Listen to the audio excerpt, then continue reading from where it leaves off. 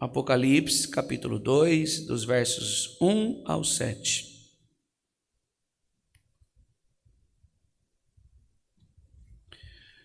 E ao anjo da igreja em Éfeso escreve: estas coisas diz aquele que conserva na mão direita as 7 estrelas e que anda no meio dos 7 candeeiros de ouro.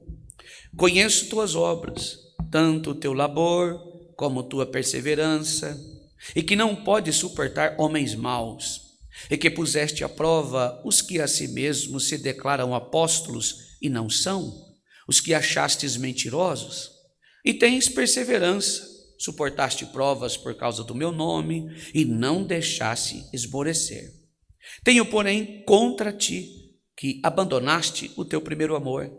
Lembra-te, pois, de onde caíste, arrependa-te e volte à prática das primeiras obras, e se não venho a ti e moverei do teu lugar o teu candeeiro, caso não te arrependas. Tens, contudo, o teu favor e que odeias as obras dos nicolaítas, as quais eu também odeio. Quem tem ouvido, ouça o que o Espírito diz à igreja. Ao que vencer, dar-lhe-ei que se alimente da árvore da vida e que se encontre no paraíso com Deus. Amém.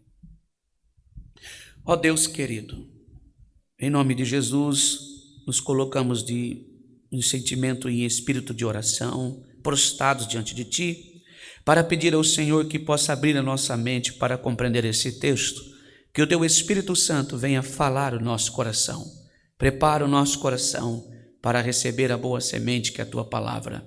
Assim nós oramos, nos conduz em segurança, fiel às Escrituras Sagradas. Te peço, em nome de Jesus. Amém. A igreja que trabalhava muito, mas amava pouco. A igreja que trabalhava muito, mas amava pouco.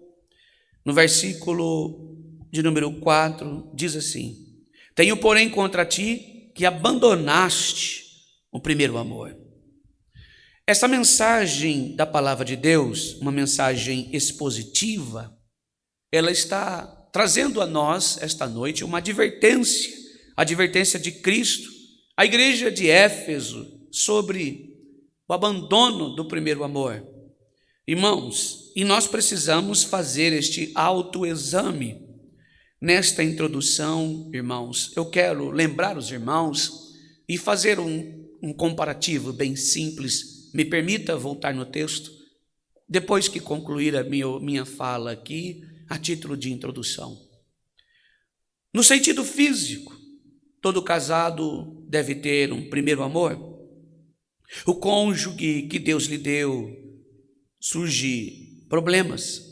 Porém, quando este amor é substituído por outro, ou seja, outra pessoa, dinheiro, fama ou qualquer coisa que ocupe o lugar que pertence ao parceiro original em uma história, eu sei que eu preciso expor isso. Logo, aquilo que você viveu lá atrás poderá não acontecer novamente. Pessoas que se levam, se deixam levar, se deixam ser absolvido ou absorvido por algo que aos seus olhos materialmente é oferecido, o dinheiro, a fama. Isso é muito perigoso. A pessoa largar, abrir mão daquele amor que Deus colocou no coração. A Bíblia diz que nós somos tentados, assim como Jesus foi, nós também somos. E, irmãos, e é muito perigoso o crente, não só crente, mas faz parte do caráter humano, ser fiel ao seu parceiro, seu cônjuge, sua parceira, faz parte do caráter humano. Mas nós sabemos que há muitos casos assim. E no sentido espiritual, o mesmo pode acontecer com a gente. E foi o que ocorreu na igreja de Éfeso. E também pode acontecer conosco. Na igreja atual, que somos eu e você, se não cuidarmos, se não estivermos andando à luz das Escrituras, guiados e movidos pelo Espírito Santo de Deus, logo as coisas que estiver depois de nós nos implicando ou nos chamando a atenção, e se nós não estivermos com o nosso coração voltado para a palavra de Deus, para as coisas de Deus, para as coisas celestes, por isso oramos: Senhor, não me deixe cair em tentação, não me deixe, não me conduza em segurança, porque a nossa carne ela é cheia de falha, e eu não digo aqui no contexto somente sexual, entenda bem isso, mas é que é muito perigoso. A Bíblia nos exorta a fechar as janelas que nós deixamos entreabertas ou até mesmo escancaradas. É necessário resolver os problemas de casa com muita delicadeza, com muita paciência, com muito fruto do Espírito, paciência, perseverança, com muito amor, perdão, paz. Porque se nós não cuidarmos, então seremos atingidos pela tentação e cairemos. Não diferentemente, a igreja também é assim. Agora parte do corpo de Cristo, agora a igreja. Agora estou dizendo sobre prédio físico mesmo. Pessoas que vivem dentro de uma instituição. No sentido espiritual, foi o que aconteceu com Éfeso e pode também acontecer conosco. O Senhor Jesus envia esta carta ao anjo da igreja, provavelmente o pastor, aquele que cuidava da igreja. As estrelas em sua mão representam os líderes, e é encorajador saber que Cristo segura cada pastor, aquele que cuida da igreja, cada pregador, cada um de nós que cuidamos das pessoas, das ovelhas do Senhor que estão aqui, que formam parte do corpo de Cristo, que formam o corpo de Cristo.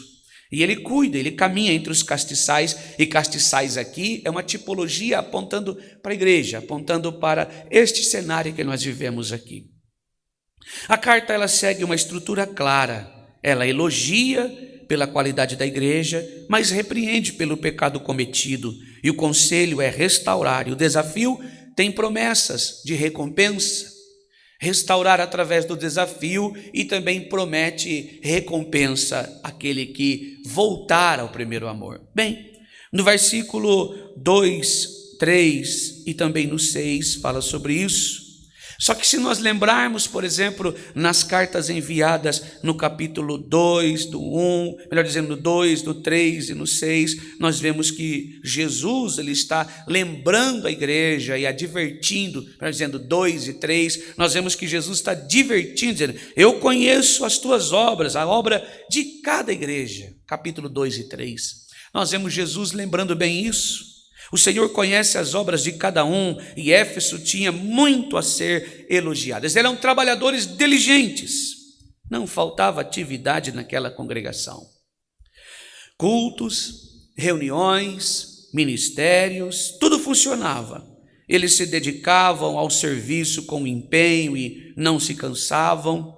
Eram intolerantes com o mal, ou seja, não suportava os malfeitores que ali estavam, se aproveitando da irmandade, do povo congregado, os falsos apóstolos. Eles desmascaravam os mentirosos, tinham discernimento doutrinário e não aceitavam qualquer tipo de ensino. Ou seja, se eu e você fôssemos na igreja de Éfeso, lá atrás, há mais de 2000 anos, nós ficaríamos, ou melhor dizendo, felizes. E às vezes ficaríamos surpresos de que muitas coisas que eles faziam, hoje a gente não faz mais.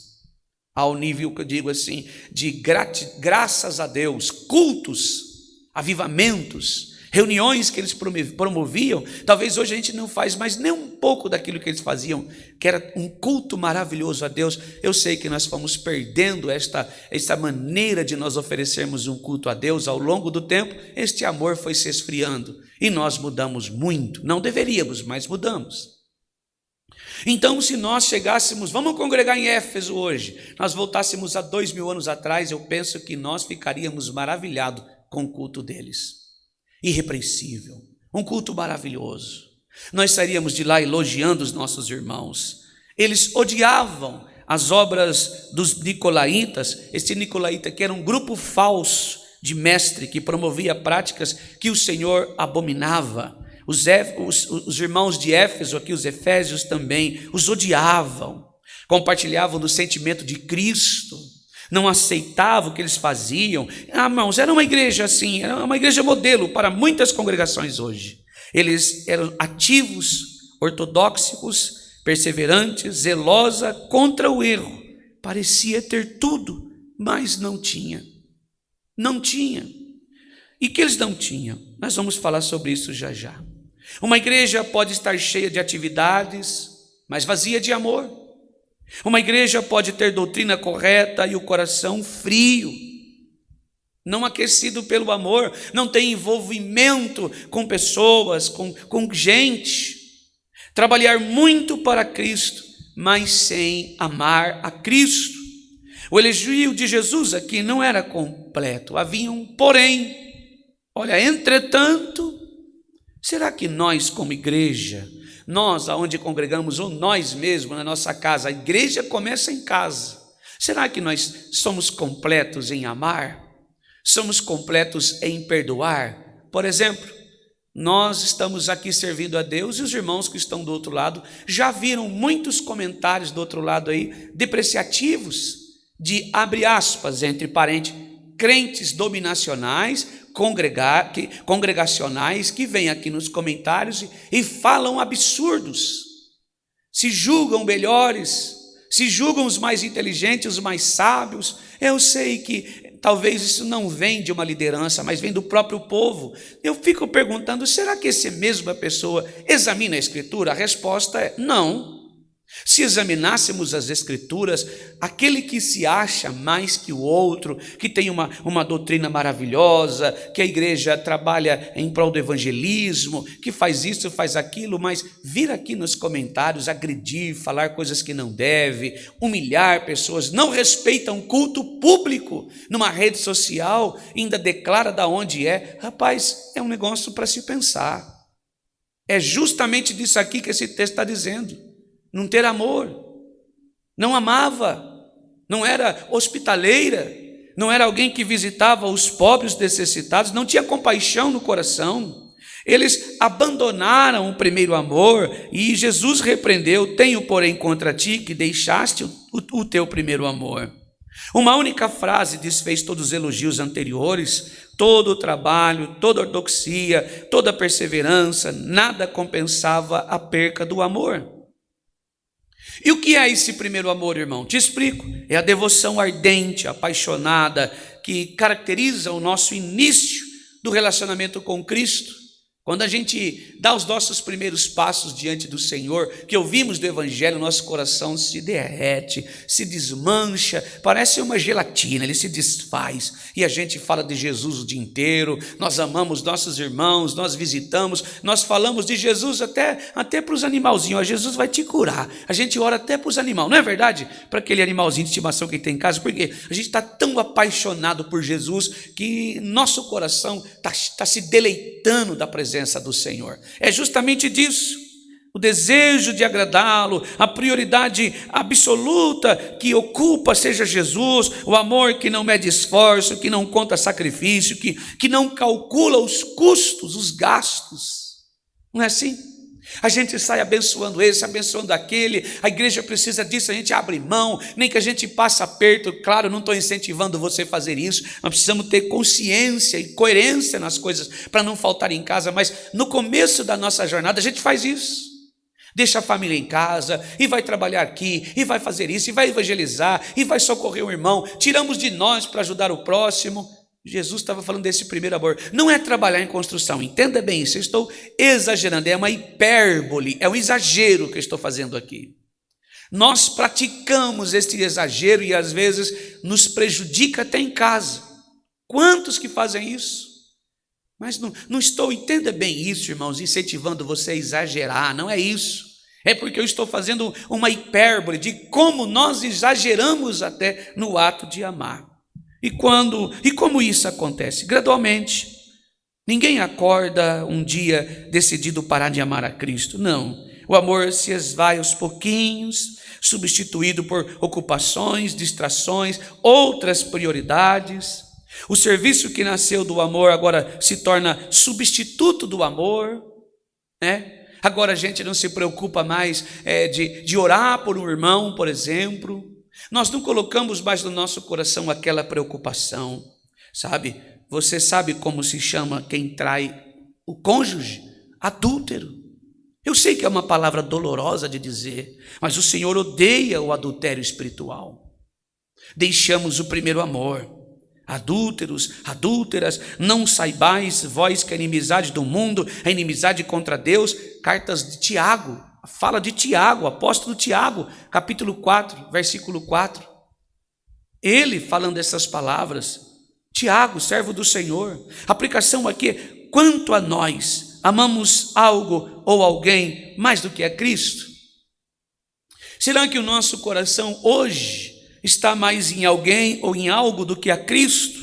O trabalho na igreja substituiu a comunhão com o Senhor, o dono da igreja? Entendeu? Está vendo como é doloroso ouvir isso? Olha, eu estou trabalhando na obra, eu estou fazendo a construção porque eu vou receber a vida eterna. Nós estamos colocando a construção como uma ferramenta para adquirir salvação. Não, irmãos. Salvação provém de Jesus na cruz. Seu sacrifício foi vicário, perfeito, e não tem nada que pode nos dar salvação, a não ser Jesus Cristo. Às vezes nós fazemos isso, irmãos. Se alguém vem a mim e não aborrece, não pode ser meu discípulo. Em outras palavras, abrir mão de pessoas. Não estou dizendo virar as costas para o pai e a mãe, mas tomar uma decisão de amar a Deus sobre todas as coisas. Não, eu não vou deixar de servir a Jesus por causa do meu pai e minha mãe. Eu vou continuar servindo a Deus. Eles ficam lá na denominação deles, na instituição dele, na decisão dele, mas eu decidi amar a Jesus. Eu entreguei a minha vida ao Senhor.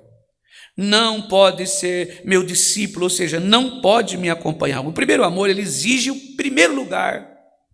Jesus não quer dividir o nosso coração com o mundo. Jesus não quer dividir o nosso coração com afazeres, com as nossas próprias obras, com o nosso eu. Jesus, ele quer o nosso coração inteiro para ele. Para vivermos o primeiro amor, nós precisamos abrir o nosso eu, abrir mão do nosso eu. Nós precisamos nos dedicar ao Senhor. E o conselho aqui é: o caminho é volta, caminho de volta. Lembra-te, pois de onde caíste, e arrependa-te, e pratique as primeiras obras. Jesus, então, ele não apenas diagnostica aqui o problema, mas ele também prescreve a cura, o caminho de volta ao primeiro amor. Ele lembra que o primeiro passo é lembrar que nós caímos. Vocês caíram. Volte mentalmente ao início, como era o relacionamento com Cristo, quando você o conheceu. É isso que Jesus está dizendo. Olha de onde eu te tirei, olha quem você era. Olha o que vocês praticavam. Qual era a intensidade da sua oração?